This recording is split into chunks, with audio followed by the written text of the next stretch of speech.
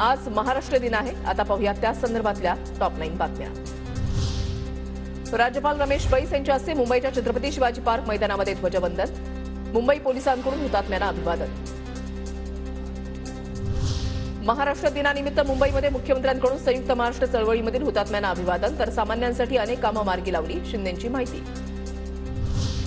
उपमुख्यमंत्री देवेंद्र फडणवीसांकडून हुतात्म्यांना अभिवादन। महाराष्ट्र दिनी नागपूरच्या पोलीस मैदानावर पोलिसांचं संचलन।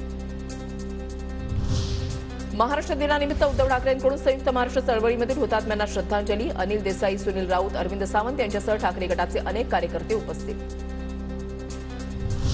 महाराष्ट्र दिनानिमित्त हुतात्मा चौकामध्ये हुतात्म्यांना राज ठाकरेंकडून अभिवादन। मनसे नेते पदाधिकाऱ्यांची उपस्थिती।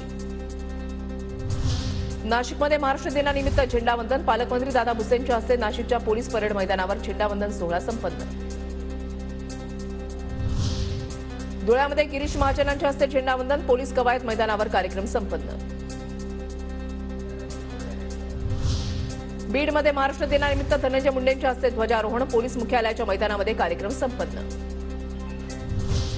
मराठी पाट्या लावण्यास टाळाटाळ करणाऱ्यांवर कारवाईचा बडगा। मागील 15 दिवसांमध्ये 625 दुकानं आणि आस्थापनांकडून 50 लाख रुपयांचा दंड वसूल।